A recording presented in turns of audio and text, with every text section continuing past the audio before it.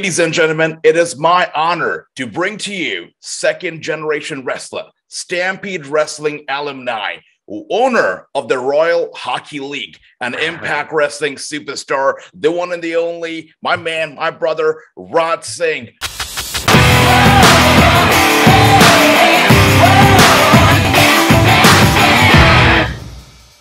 Raj, such an honor to have you on the show. Thank you so much for being here.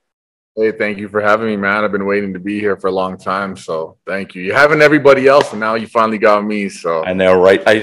So it was a long time coming. I've been wanting to have you on the show for years now, and finally we're here. We're talking. Such an honor. I'm really, really honored. Thank you. So, Raj, you are incredible. I mean, you know, you're not just a great wrestler, not a great talent who has made a huge name for yourself in the industry, but you've paved the name for so many out there, including Bhupinder Gujjar. I mean, your blue chip prospect, by the way, all right? You so graciously introduced to the world, you know, not too long ago, you introduced them Bhupinder Gujjar. And he was on my show, on the Wrassing Show a few weeks ago, where he did a lot of trash talking, right? He got after you, he got after Raj Singh, he got after Shera. And while I was happy to share his story, I thought it was very unfair. And I wanted Raj Singh to be here and for you to share your side of the story. So I'm excited to talk about that. But before we get to any of the details about Bhupinder, let's talk about Raj Singh. What do you want to know about Raj Singh? I mean, there's so much to know, like a big history of Raj Singh. So that's right. Right. It's crazy when you say big history because, of course, you are one of the finest, you know, technical wrestlers, one of the hard hitters out there. So good. And if you look at you, it still feels like you're in your 20s. I mean, you look just perfect. You look in your peak now, just so good. It's hard to imagine that it's been almost 2 decades since you made your debut. It's crazy. Time flies, and you still look so young, still so fresh. So thank you.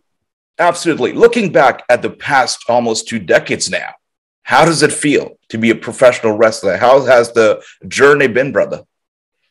I mean, I don't want to sound, I guess, not like arrogant or like I'm bragging, but I'm very blessed that I get to live my dream. And I had tunnel vision. I knew I was going to be a wrestler. I was a high-level hockey player. I had the opportunity to play, not professional. Who knows? I could have, because a lot of my friends are in the professional ranks, and they used to eat my dust. But at the same time, I was tunnel vision to wrestle. And ever since I was like 2 years old, watching my dad, wanted to be going at the arena, the pavilion, and catch every show. I was just obsessed with wrestling, and I still am.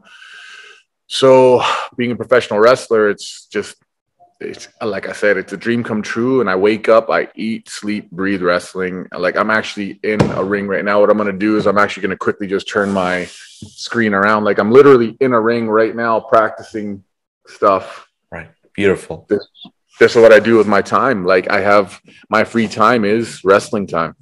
Beautiful. Beautiful. So you've been, I mean, of course, you were born into this wrestling royalty of Singhs, right? I mean, son to the legendary Gama Singh, cousin to Jinder Mahal. It seems like you were born to do this. So growing up, you said that you've always been wanted to do this. Yeah. You know, was it something that it came from organically from within you, that you love wrestling? Or was it, you know, just watching your father and watching everybody around you and they encouraged you to get into wrestling? How did it go? No, they all encouraged me to play hockey. They were like, "Go get the millions playing hockey." And I used to be at hockey thinking, like, I can't wait till this game is over so I can just run over to the wrestling show. Or like I would have hockey practice in the evening, late afternoon, but I had wrestling practice in the beginning of the day. So I was just so focused on wrestling. By the time I get to hockey, I'd just be thinking about what I was doing at the practice earlier. Wow. Yeah. That's great. And speaking of hockey, I mean, I've heard that you've played in the big leagues. I mean, you've played for India. Is that right? Yeah. So I played for Team India in the World Ball Hockey Championships. I represented in 2007 and 2009. Like right now, it's still growing where they don't have players at a high level from India. So what they do, how they do for the Olympics and like World Cup soccer, where they will take players of Indian heritage or heritage from that country, as long as it trails back to, you can be born there, your parents or your grandparents. And then that's how I was asked to play for Team USA because I've got US citizenship. But then I was asked to play for Team India. And I'm like, of course, I want to put India on the map. And I was one of the key cogs in getting a silver medal. Wow. Yeah. Beautiful. The only time Canada didn't win the tournament, or Canada and Czech Republic won every time.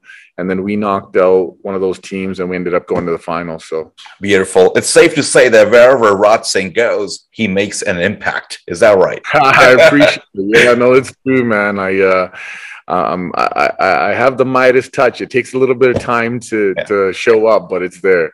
Oh, absolutely. Oh, you know what? Good things that take time. I mean, it always takes some time to bear sweet fruits, even for a tree. So, yeah, I mean, you are one of the finest ones out there. And once again, it's such an honor. I can't believe that we're actually talking right now. It's such an honor.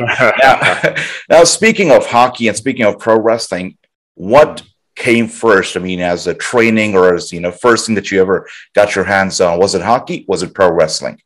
So, pro wrestling, I grew up in it and I was always a part of it. And, wrestling with my brothers in the house, always watching my dad, always being around the locker room, like seeing, legends of wrestling my whole life was a normal thing.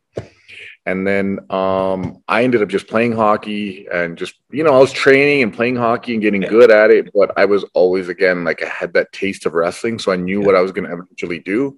But so like that's why hockey came first, just because I was playing and, you're in tournaments, you're throughout a whole season. And when the off season would come up, I would just watch wrestling nonstop. I remember, actually, now that you're saying this, I remember there was the WrestleMania. I can't remember which one it was, but it was out like the one I was outside the Caesar's Palace theme. Okay. Yeah. I came home from a tournament. We won the gold medal. Wow. I scored like 6 goals in the final championship game. I come home and my brother started the pay-per-view without me, and I threw the trophy and I smashed it on the ground just because I wanted to watch. And I only missed the first match. I was so pissed. Wow. Yeah, that's amazing. Okay, that's great. So did your brother get back at you for that ever? Nah, I probably don't even remember who was on the screen. I go watch so much wrestling in my life, but I was like, oh man, I missed that trophy. Yeah. I love it. So now, speaking of, wrestling in your family, that's been a wrestling family, wrestling royalty, actually. What about your mother? Because we know that, mothers, they love their children. They want to protect them at all costs. So for your mother to, not only have her husband be such a wrestling legend, but also her son get into wrestling, was she always be okay with that? Or she was like, no, wait a second, you have to get into something that's safe. And that's not wrestling. Would she ever like that? You know what, man? It's not something that we really talk about because nobody ever really asks about my mom. It's always asked questions about my dad. But to be honest, she was like super supportive. She loves wrestling. She loves going to the shows. She doesn't like seeing the injuries and stuff, of course. Yeah. She's very supportive. And as a matter of fact, she's actually the tough one. Yeah. She's actually the tough one. She's like, that's where we get our like toughness and our wrestling from. My dad just teaches the technique. I love it. That's great. And I can say even my mother, I mean, she's such a big support, and my parents, both of them. I wouldn't be doing this without their support. And I can tell you, I've been to shows. I've been to Madison Square Gardens when we were in New York. I'm like, Mom, let's go to Madison Square and watch this WWE event, and she was there with me. So yeah, I mean, it's the mothers that are always behind their sons and always the biggest support. So that's lovely. That's great. And now, speaking of, support, you've been trained by some of the very best in the industry. Of course, your father, the legendary Gama Singh, Bad News Brown, Champagne Jerry Morrow. So good. So can you tell us something about your training? Was it all nice and was it all positive? Or were there times when you had second thoughts? Maybe this isn't for me. Maybe I should just do hockey. Were there moments like that? No, never. Wow. There was never one moment where it's like, I don't need to be in here. Like I would, and I say this with it's everything I got from Jerry and my sensei Bad News was just 100% love. And even if it was like a little bit of discipline, I knew it was tough love. Yeah. So I never, ever, if I had a bad day, I woke up the next morning and be like, I can't have another bad day. I need to be better tomorrow than it was yesterday. And then the day after, I'm going to be even better than that. And And there were times where I was a young dummy where I'd come to class, like maybe from partying the night before or staying up late when I should have been in bed.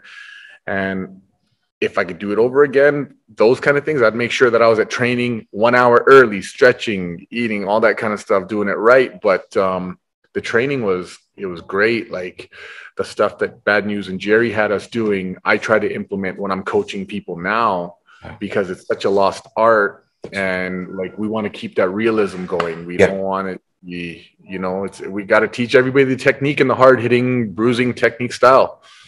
Absolutely. And that style is something that, it's my opinion at least, I feel like that style is kind of lost in the shuffle now. Nowadays, we see a lot of pop parties in the ring where they go for the big moves, the high flying, and, just moves that get people popping every other minute of the match. The hard-hitting styles, the Harry Smiths or yourself, I mean, it's kind of reducing. How do you feel about that? Do you feel like that is okay or that is not okay? Do you want to make a difference? Me personally, that's, you hit the nail on the head there. I do want to make a difference, and I want to keep the art of wrestling still traditional. Yeah. There's a time and a place for the, as you said, the spotty wrestling. Excuse me. There's a place for that, but at the same time, I want to see that realism. I want to see that story. Like I want to see the Dax Harwood, the Andrade Almas. I want to see that stuff. I want to see a nice hold, like the Kurt Angle stuff. Like that's the one I want to see. And it just, when I invest in a match, when I'm watching it, it's so much better for me that way. When I'm like, okay, that's this guy's hitting the other guy. It's like, wow, this guy knows what he's doing. Yeah. And there comes, sometimes it's in my mind where I think we do need to re-educate fans. Yeah. But it's it is a little bit lost, but I do think it is coming back at the same time. Absolutely. And I feel like as long as we have, pioneers in wrestling and wrestlers like yourself in the industry, that art is going nowhere. So I think it's in safe hands. At least now it's in safe hands. So, since we're talking about your trainers and talking about hard hitting, all three of your trainers, basically they have held the NWA gold at some point in their respective careers, and now that we see Impact Wrestling, they work with NWA quite often. Do you see yourself ever stepping into the NWA ring in the future? I can't tell you what the future holds. Yeah. I don't know. Like I'm with Impact. I still have term. I love being here. I actually like the work environment is amazing. It's great. I don't know if you've had other Impact wrestlers besides Bhupinder on the show, but it's a great atmosphere. It's a great spot to be. So I don't know what the future holds. So I can't really answer that question, but who knows, man? That forbidden door has been kicked down. So like I will wrestle anybody, anywhere, as long as I'm permitted by the company that I work for. Absolutely. 100% love that. And speaking of Impact Wrestling, what a great roster they have right now. I mean, it's booming. I believe it's never been better. I mean, you got Raj Singh, you've got Shera, you've got Bhupinder Gujjar, WMRC, you've got Diana Perazzo, Moose. So good. I mean, the Impact Wrestling is on fire right now. Yeah. How do you feel about the company as a whole? I mean, let's talk about this. Have you been a fan of Impact Wrestling all your life? Did you watch the show yourself before you got signed with the company? Yeah, no, I did watch the show. I watched all the TNA shows. And then when it became Impact, of course, I watched it and followed it. And, of course, you see a lot of the stars that came up from there jump over to WWE, and then you had some WWE stars hop over. You even had WCW guys hop over. So I was always a fan.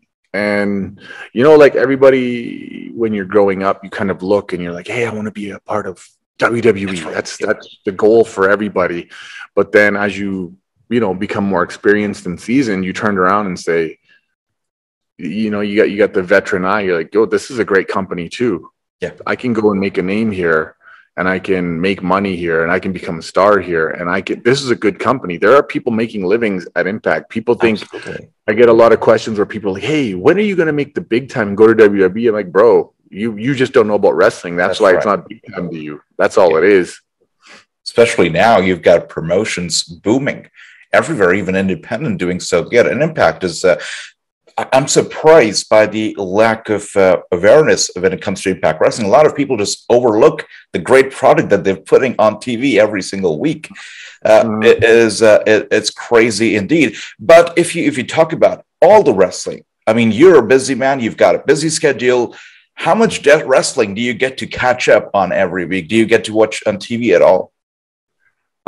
If I'm not at a show and I'm not wrestling, and as long as I'm able, like if I'm not on a flight where I have no way to watch wrestling, then I'm watching wrestling. I'll throw something on.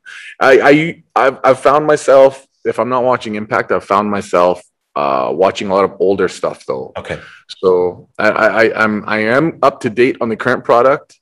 So I guess I watch just wrestling nonstop, man. So it's right. A marathon. It's a marathon, whatever I am. If I go visit my mom, I quickly throw some wrestling on and we'll have her jaw together and I'm watching the show and we're chatting. And then I go home, I throw it on. I'll be doing my dishes, whatever. So I love it. That's right. And watching wrestling with family is just a whole nother thing, especially you've got wrestling in family, which is great. But watching wrestling with your mom or, with your parents or with your brothers, it's a whole nother experience. It's great.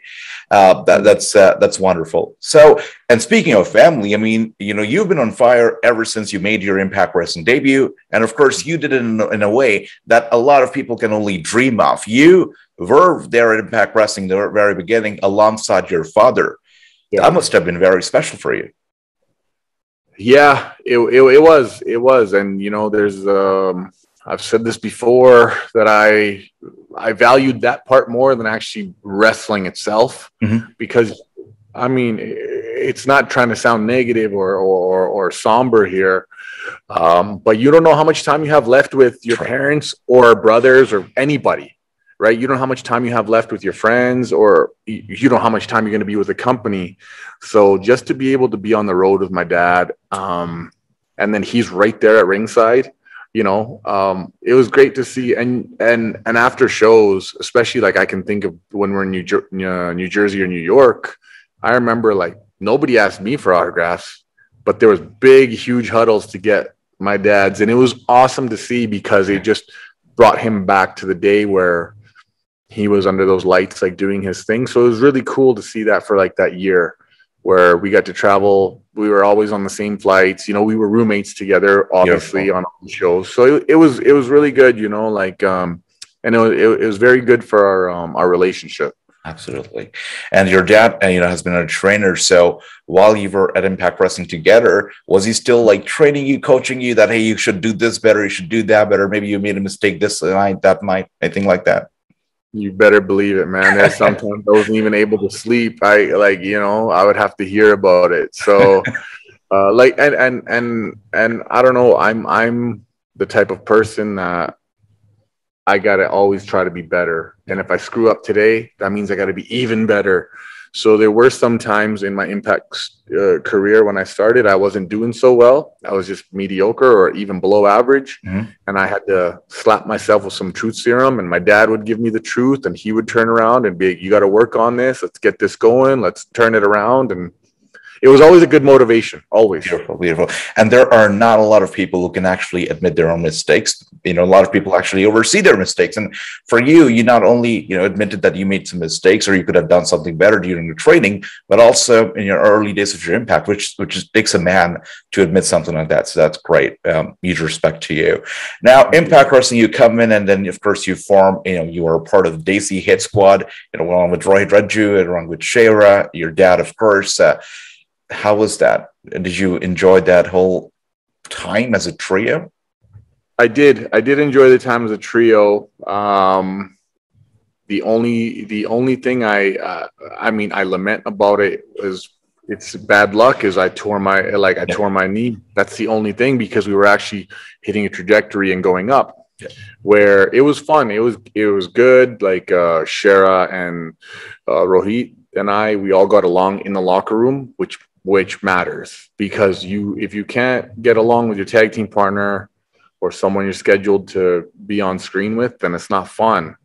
And obviously those guys loved my dad. Like there was times where they were going for lunch with my dad, and I'm like, no, I'm gonna stay in. You guys go do your thing, and I'll hang out. So it was really cool. Like that was a really fun aspect, and I just wish that we got more trio action and then more of a storyline together. But soon as we started to get a push, I got hurt. So there's nobody to blame.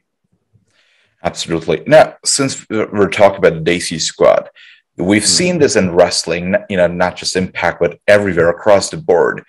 If you're from India, you're booked like an Indian. If you belong to an Indian background, mostly you're a heel, or you come out with an outfit like you know a wedding outfit, something like that, and that we see a lot. And you know, with the Desi squad, it was no exception. We did see a lot of this stereotypical booking.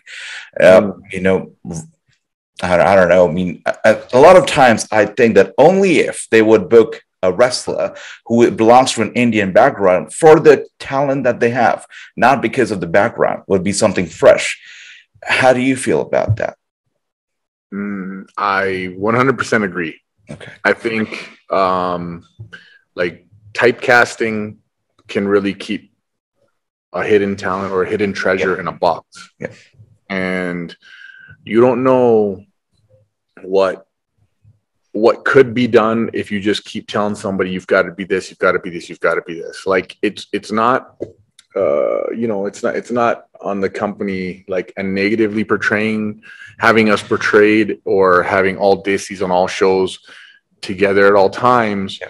And I understand what they're doing and how they're selling and what they're selling, because they're, as we said earlier off camera, there's people that need to be educated, you know, like because you wear a bug or I wear a bug when I come to them for a match or on screen doesn't mean we're bad dudes. That's right. It doesn't, you know, I know some people that wear bugs that are the most brilliant minds and the most sweethearted people in the world. Absolutely. So, you know, the world needs to be educated, and it's turning around where it is turning around. And, you know, like, but once it starts happening on screen, then, you know, like it's going to turn around. And then once it happens, just the first person that gets the opportunity as that babyface, that Punjabi or the Indian Desi babyface, without having his stereotype, and it's just, yo, he's a good wrestler. This is so-and-so. It's going to change everything. Absolutely. And right? The same way, sorry to cut you off there, the same way we look at like a Kurt Angle. Nobody says he's a great Gora wrestler. That's he's right. just a great wrestler. They don't look at Rich Swann and say he's a black wrestler. They say he's a great wrestler. Exactly. It's just, that's how it should be. Yep. I totally agree. But yeah, also just like we talked about, the representation is what matters so much. And the way that yourself, the way Jinder has represented the community, you know, educated the fans about Siki and, you know, about the pug, it's so important. So really, I mean, you've done a brilliant job with that. But I must tell people who are watching this right now, Raj, you know, he might be a heel on camera, but he's the biggest baby face in real life. I can tell that because the work that you've done outside of the ring also, I mean, we started out the interview, you know, joking about Bhupinder Gujjar and how you've, you know, I mean, your blue chip prospect, how you've paved the way for him, which you have. But apart from that, you've also done a lot of work, and you want to do a lot of work outside the ring to help people, which is what Raj is all about, which is beautiful. But before we come to that, the Desi Hit Squad, for me, you know, the highlight, and you were getting up there, was your work with Scarlett Bordeaux. You had a brief program with Scarlett. So any memories of that? How was that working with her? It was fun, and it was like, you know, I remember like Rohit and I, we used to look at each other and we're like, damn, man, there's going to be like 1 million views on this video. Yeah. Not to see us, but they're going to see us. So that's cool. And I remember like they made us look like super misogynist pigs, you know, which was funny. It was very fun. Very, very, very good heat magnet. And like that was actually super cool because Scarlett she was awesome. And then, you know, once she moved on to a different company, it was great. Absolutely. And I just watch the promos that your father cut a lot of the times, especially with Scarlett. I'm like, your father cuts such beautiful promos and makes them just sound so realistic. He does such a great job with that. One of the highlights that I remember was when Scarlett was putting on a show for the fans and you guys interrupted her, and your father was just, going off on her with the beautiful promo. And then Scott Steiner out of nowhere comes out. That was a big night for sure. How was it working that night? Being in the ring with the likes, with Scott Steiner. That was cool, man. Like, I mean, we were on the wrong end of things in that situation. Yeah. I remember, he gave us a couple sucker punches and threw us in that Steiner recliner. But it was cool, man. Like when you're in the ring with a legend, two legends in the ring at that moment, and then you're in the ring with one of the hottest wrestling acts at that time, Scarlett Bordeaux. And then that was just our first time on a different channel that night. Mm-hmm. So it was a hot crowd in Nashville. Like I remember that moment like very clearly, because it was also the start of when I started getting like more comfortable and where I was getting more like notoriety from producers and writers, and even the boys in the locker room. They were like, okay, this guy's here to stay. He's not just a two-show guy kind of thing. That's right. Yeah. But on that note, you did work with your father during that time. Now it seems like you're slowly stepping into that very shoes where your father at that time was sort of a manager. Now it seems like you're sort of a manager. You're coming out with a beautiful suit every single night, and you're, trying to coach and guide Bhupinder, and you're also managing Shera. So is that the scenario right now? Are we going to be seeing you in the shoes of a manager for a brief moment here? We'll see. I'm always ready to throw down. I'm always ready to get into a fight, get into a match. That's right. And I'm going to look good either way, whether it's in a suit or in the ring. So that's my focus. But with Bhupinder, I'm not sure. I'm not sure what he's up to. I'm not sure. I'm trying to show him the ropes. And if he don't want to learn it from me, then I don't know where else he's going to get a role model.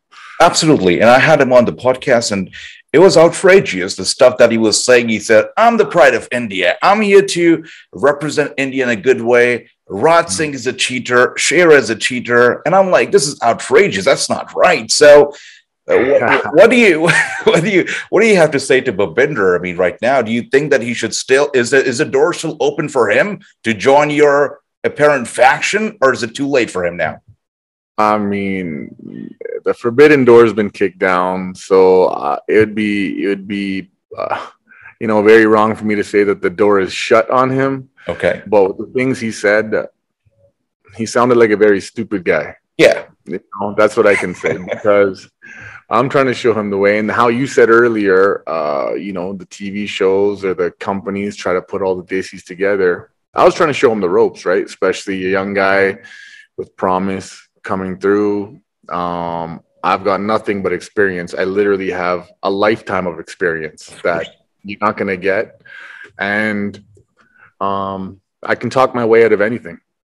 So I was also trying to, and he says I'm a cheater. I'm about fair play. I'm about winning. That's my thing. Winning is my thing. I'm not about cheating. I'm about winning. Absolutely. You're a winner. Yeah, you win, and that's beautiful. So your father, of course, he was the leader of a legendary stable, the Karachi Vice stable. Now that you're sort of forming your own faction again, you've got Shera. Who knows, you might have somebody else up your sleeve very soon. Would you like to bring back this Karachi Vice stable under the very same name, this time under your leadership? Would that be something you'd consider? I get asked this a lot, especially on the independent circuit, where people are like, hey, you want to do the Karachi Vice? Yeah. So yes and no. I only want to do it when my dad is there, but at the same time, no, because I want to re-educate people. Mm-hmm. Part of the reason that they said Karachi Vice is because they wanted to, it was a different time in wrestling. Yes. It was 1980s. And they billed my dad from Karachi, Pakistan, instead of Punjab, India. But they did that so that they can call him certain names on TV and not get in trouble because he's from Pakistan. I see. As opposed to India. And it's a P word. So back in that day, the promos were very, I'm going to take care of the P word. I'm going to take care of that P word. Yeah. And in order to not be in trouble with the TV station. But I'm just saying what country he's from. That's right. So that's why, and my dad was like, dude, my dad didn't like it. My dad didn't like it. He's like, I'm from Punjab, India. But at the same time, if he doesn't agree to it, it's a different time. My dad was the only Punjabi guy at that time wrestling. So he was a heat magnet. We actually had to move a few times because people hated him so much. Way. Yeah, they would put death threats in the mailbox. Like, no way. Where your kids go to school. Yeah, we had to do that about 2 or 3 times. We had to move, or like just and who knows? It's like, hey, if you beat Keith Hart tonight, I know where your kids go to school. Blah blah blah blah blah. And I remember like my mom wasn't even allowed to go to the arena because somebody found out that she was Gama Singh's wife, and it was just like lady with a couple children. They're throwing stuff at her, swearing at her. And it was that kind of time. So that's why I want to stay away from the Karachi Vice, because yes, it's a legendary stable. And we had Gore in there with like wearing the bugs and, changing the guys' names from Mike to Makan, stuff like that, which was funny. And it's cool. Like I would do something like that where, you can get a guy and change his name just for the character's sake as he wants to be Desi, but I don't want to have it where we're using Karachi, Pakistan just for, segregate for one country, just so that to validate everybody's ignorance. I don't want to validate anybody's ignorance. That's what it is. And that was a huge part of being Desi Hit Squad. Because we could have easily been the Punjabi World Order. We could have been the PWO. But we didn't want to isolate everybody. We're, like I said, Fred, we spoke about this off camera. Sikh, Hindu, Muslim, we're all together. We're all one. And Desis, India, Pakistan, Bangladesh, like for all Desis, and all Desis around the world can look at that and say, that's my team. Because now if you say Pakistan or Karachi Vice, you know yourself, the people from India are going to be pissed. And then you're going to be like, people from Bangladesh might turn around and be like, well, they're more for that team. So, I mean, a long-winded answer, but I don't want to do it just because we have to re-educate and we have to be more honest about it. That's right. It's a different time. Absolutely. Wow. That's scary, getting death threats, being threatened like that. It is something nobody should have to go through. And your father, I can tell you, your whole family, your father's not just fought in the ring, but also he's fought stereotypes. He's must have fought racism, xenophobia, as we still do now, but it's way less now compared to that time when your father was basically breaking that glass ceiling and representing the entire community. Wow, what a fighter he is, not just in the ring, but also outside the ring, fighting all these stereotypes of xenophobia. Hats off to him. Beautiful. And that's why it's so important, the work that you do. And, everybody does representing the community. It's so important. Thanks for sharing that story. And that is very scary, very scary. Wow. And speaking of history, I know how important history is for you. Now, you were the last ever British Commonwealth mid-heavyweight champion. And Right. And you are also the current and soon to be the longest reigning BCW Can Arm Tag Team Champion. I checked the stats. You're like 52 days away from getting there. You're right now at 982. You'll be up there very soon. So I'm going to break the record. I promise I'm going to break the record. You're breaking the record very soon. And, we know BCW's owned, founders by Scott D'Amore. Also he was one of the tag team champions in the past. Can you tell us something about Scott? How is he? Is he a good boss? Is he a bad boss? How is he to work with? Is he going to hear this? I'm just playing. No, he's, you know what? He's a very smart wrestling mind. Yeah. Personally, very good guy. You learn a lot just watching him. Mm-hmm. He doesn't even have to tell. He doesn't have to tell us. And I don't want to sound like I'm kissing his ass either. Yeah. But you learn a lot from watching him because he's always on the go. He's doing this. He quickly looks over. He's thinking about that. He'll finish this, and then he'll go over and talk to that person and get that going. But then while he's doing that, he's thinking of this one. Then he's got to go get his makeup done. He's get his headset. Then he comes back, and within everything he's doing, he's watching the show, and he's up to speed on it, like live. Oh, I can't believe this happened. Boom, boom, boom, boom, boom. And then he's a good on-screen character. So he's a good boss because you learn a lot from him. He's honest. You know, like I said at the beginning, when I didn't do too well, he just told me. He called me, get your ass in the ring. Get your ass in the ring more. And I was like, yes, sir. He's very funny. He's very funny. Behind the scenes, he's very funny. You know, he's got his days where he's in a bad mood and leave him alone. But when he's in a good mood, he's a very funny guy. Really, that's great. So, apart from Scott, who at Impact Wrestling, you know, you can look up to, or you can basically call a friend, you know, say that, hey, he's a great guy. I mean, everybody in the locker room is awesome. So it's tough, but like, who do I hang out with? Obviously Shara. Yeah. Bhupinder doesn't pick up my phone calls. Oh yeah.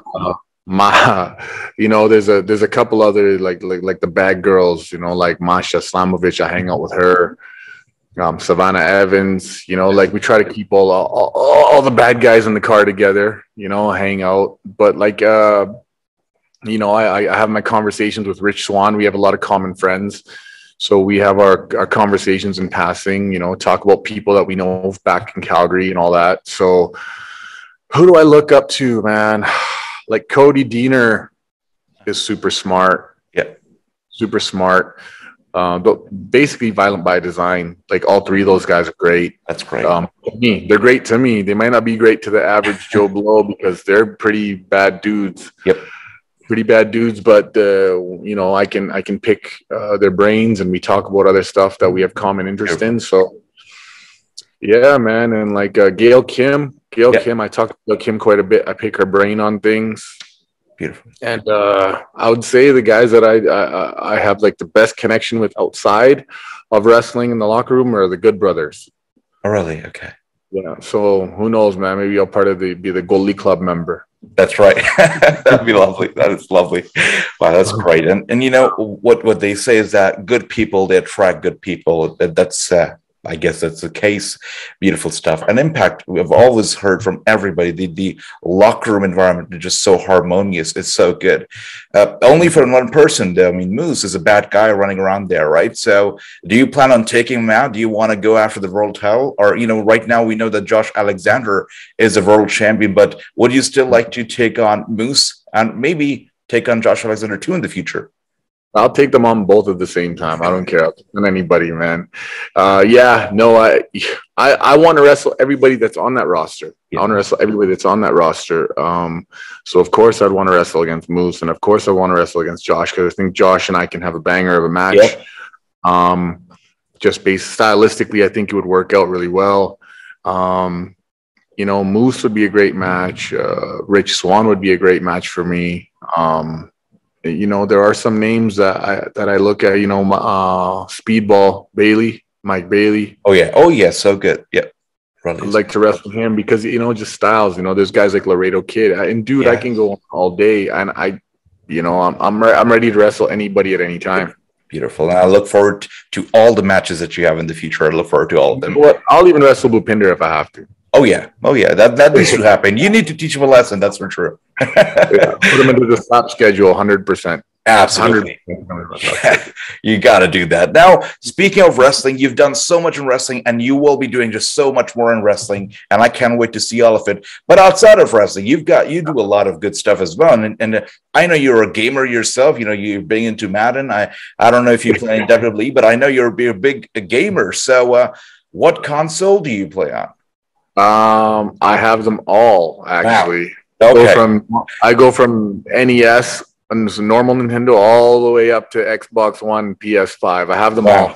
I don't play PS5 too much because I end up just buying the same games, Madden and NHL. I see. But so Xbox One, that's the one that I take on the road with me quite often. Wow. Okay. All right. Got to share the gamer tags after this interview. Yeah. And so I get if I'm not watching wrestling. If I'm not watching wrestling, I'm playing games. I love it. I love it. All right, perfect. Now, do we know if Impact Wrestling plans on bringing out a video game? Because I want to see Raj Singh in a video game one day. Anything, any word? So do I, man. So do I. I told these guys, yo, you got to make it happen. Like, you know, Yeah. the trading card is out now. Yep. Got to get my shirt going, you know, get some pictures out, Yes.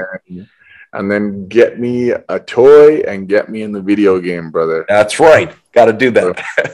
Do I know if there's anything? I haven't heard anything. I haven't heard anything. So if there is, it's under wraps. But I would love to see that, just because, you know, you grew up your whole life playing video games, you know, WCW, Revenge. I'm like, oh man, playing as all my favorites, then playing as all the guys that like I used to like that nobody else knew because I was a wrestling fan, and then all of a sudden they became stars. I remember using Eddie Guerrero in that game, and nobody knew who he was. And then next thing you know, he becomes the best. So that's right. Beautiful, beautiful. And now, apart from that, we already talked about, you know, your hockey stuff, and you represented India on such a large scale, which is beautiful. But as we also, you know, I mean, I introduced you that you are also the commissioner of a men's hockey league that is a Royal Hockey League now, and you've been doing this for about 15 years or so. You've been doing for a bit now. So how's that going? I mean, how did you decide to become a commissioner, own a hockey league? So, like, honestly, it's I'm very passionate about it.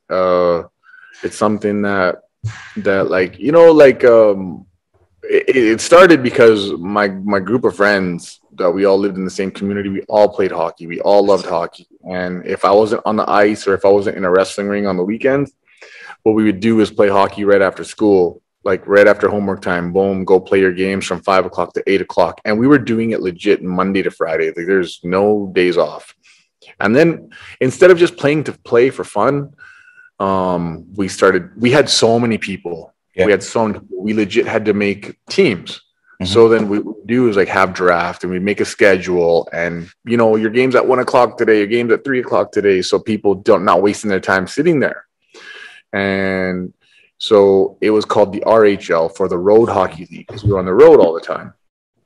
So what we did, we had people from schools all over different communities coming over to our side of the street just to play a game. And then as I got a little bit older, I was like, wait a minute, I could put this in an arena and start making some money doing this. Beautiful.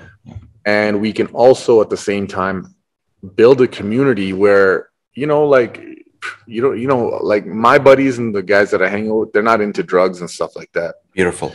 But you were seeing people in the same age group. They're smoking cigarettes, they're drinking, they're you know, doing marijuana at a young age, and you're like, why are these kids all in trouble? And then my group of friends started bringing in those troubled kids that ended up turning around into an even bigger community. So once we turned it into a league, it started with 6 teams where we had like 12 people per team.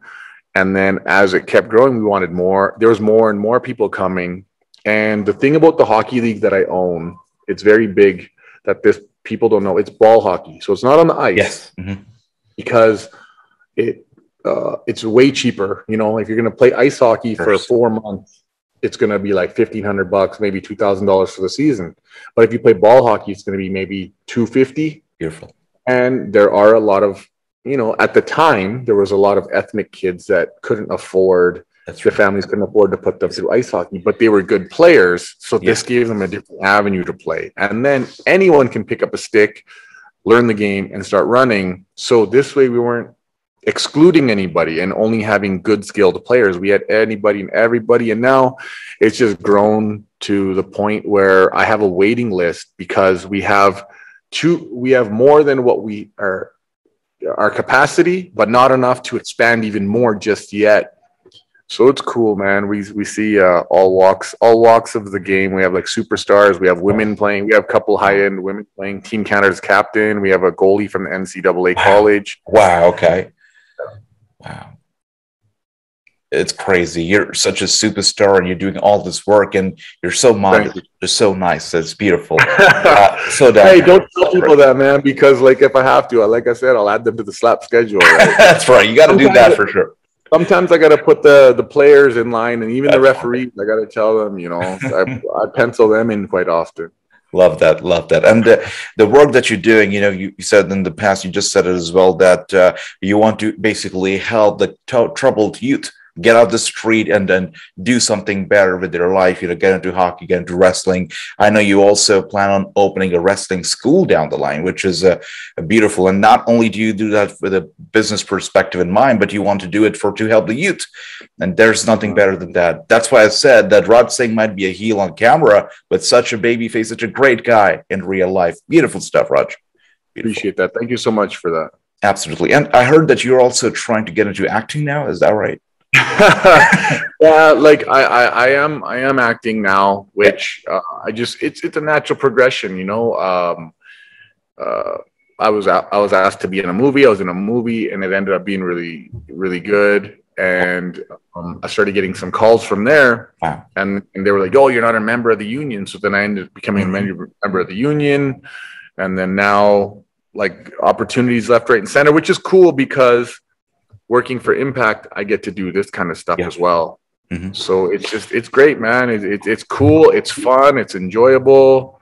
I get to be, a baby face. Yeah. So it's cool, man. It's very, very cool. Beautiful, Roger. Now you're incredible, and it's just better and better for the fans because they're going to see more and more of Raj Singh, Impact Wrestling on the big screens on television. It's great for the fans. So we're all living in the era of Raj Singh, and we're loving it. I'm loving it, and I can't wait to see more. Thank you, Raj. It was such a pleasure talking to you. You're such an incredible man, such a legend, and thank you so much for your time. Now, before I let you go, I know you're going to Qatar, you're going to Puerto Rico, you're going places very, very soon, which makes me wonder, when are you coming down to Punjab? When are you coming down to India? It's funny you say that because my dad and I were just talking the other day, and we want to go. We want to go, but India is not the kind of place you can just hop and skip and go over there for 3-4 days and come home. I can't, So we're trying to, like, with my busy schedule, of course, Impact is #1 priority. And as we're speaking on the phone, I literally just got an email right now saying I'm going to be really busy for the next little while. So, which is a good problem to have. So I do want to come. I don't know when. And I don't know. I can't give anything away, but maybe I might be there sooner than later. Hope so. And when you are, I'll let you know. The first thing I'll do, the day I'm told that I'm going there, whether it be for a family vacation or a wrestling show, whether it be to see Kali, whether for anything, you'll get the first message. Thank you so much. Now you be my guest, and I'll host you here in India. Thank you. I appreciate it, man. Thank you. Thank you so much, brother. Such a pleasure. And once again, guys, make sure to follow Raj Singh because he's going to be everywhere very soon on the big screen, on television, on Impact Wrestling. So make sure to follow him on social media. All the links to his profiles, everything is down in the caption. So make sure. Thank you so much, Raj. Thank you so much. You're the best. Thank you for your time. Thank you, man. Such a pleasure.